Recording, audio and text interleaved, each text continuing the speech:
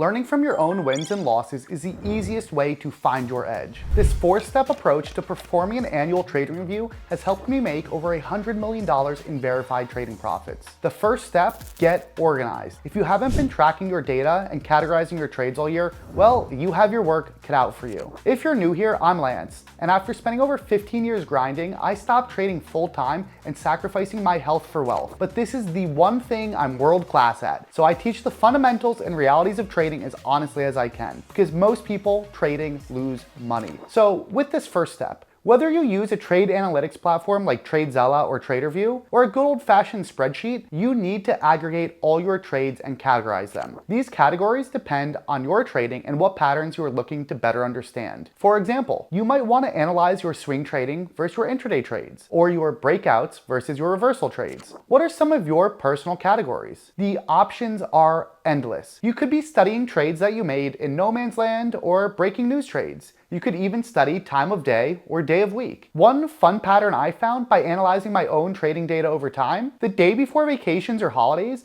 I had a disproportionately high chance of taking a big loss as well as losing money because I was mentally checked out and letting my guard down. Some other fun studies to run are these. Look at IPOs, or small caps versus large caps, imbalance trades, and more. You can even look at your trades by product, meaning equities versus options versus futures versus crypto, or you can also track how you trade on days where you're sick, poorly slept, or distracted. In other words, you need to be going through all your trade data for the year and organizing it as granularly as possible for any study you want to run. Make sure you include the ticker, the data, the gross P&L, net P&L, locate fees, along with whatever tags you want to apply. From there, you can do some deeper data analysis by categories. Calculate win rates, P&L, number of trades for the category, profit factor, and more. From that data, you can then calculate the expected value of each of your strategies, which is critical to every single decision we make as a trader. If expected value is a new concept to you, make sure you take the time to watch me explain all about it in this video. Understanding expected value is critical to understanding your trading data, and if you don't, you are not ready to be trading. And people like me will be using you as exit liquidity. Step 2, analyze the data looking for patterns. Here's what you want to be looking for. What strategies were you most active in and took the most mental effort? What strategies were most profitable or least profitable? Did any surprise you? You'd be shocked how often our data differs from our intuition or our perception. It is so common for us to misremember over large data sets. Tom Dante, a longtime trading veteran that shares his knowledge on X, even shared this in a tweet. Intuition, while definitely useful at times in trading, can be surprisingly deceptive. A small example from my own experience. Before doing my yearly performance review and actually looking at the data, I would have sworn that Mondays were my worst trading days. But when I checked the numbers, it turned out to be the complete opposite. Mondays were actually my best days. I was honestly shocked and even went back to double check the data, but it was right. I spent some time trying to figure out why my intuition had been so off. Eventually, I realized I'd fallen into a cognitive bias. I was much more likely to remember a loss on a Monday than a loss on any other day. My best guess is that a loss just hits harder at the start of the week, so it sticks in your mind more. That tweet explains why you always want to trust the data. Our memories can lie,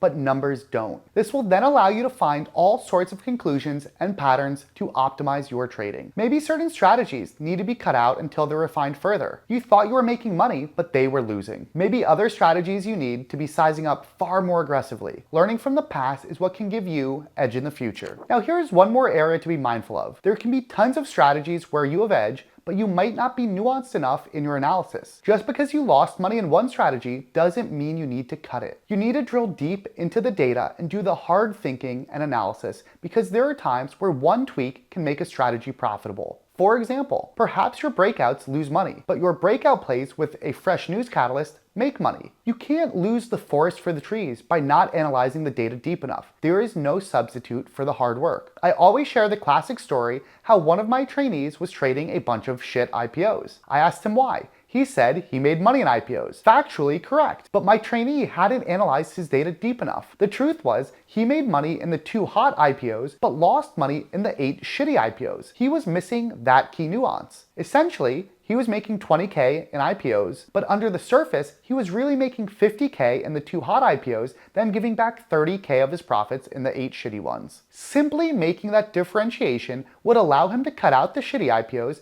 and increase his P&L in that category by 150%. One simple change. Additionally, when you refine your strategies like that, you can then be sizing up those best trades. Here are some key details I would always be looking for when you analyze your data. For breakouts, was there a fresh news catalyst or not? How does that affect your win rate? For reversal trades, were you trading on the front side or back side of the trade? Was the ticker in play at the time? Were you trading in no man's land? I have videos on all these topics on my channel. Trust me, all of this analysis is not quick or easy. To find true insights, you often need to be spending real time with your data. This is a project that should be taking up hours over many days rather than minutes. This is also a great place where you can use AI to help you out. For more tips on how you can use AI, check out this video. Once you've done all that, step 3 is to collect your 25 best and your 25 worst trades overall. The best way to do this is to screenshot both the intraday and daily charts and save them in organized notebooks or tag them appropriately. Then also write up all the trade details and P&L data. I commonly recommend that good detailed trade write-ups include much of the following: details of the setup, category, market environment, an analysis of the daily and intraday chart, whether there is a news catalyst, as well as what your entry, exit, and target were. You can also analyze whether you sized the trade properly and what more nuanced factors were that might have made this trade better or worse than you first thought. It's also worth logging your emotional state. Were you on tilt or over trading? Did any external psychological factors affect how you traded it? Then, most importantly, what are the key takeaways from the trade? If you've been a good student,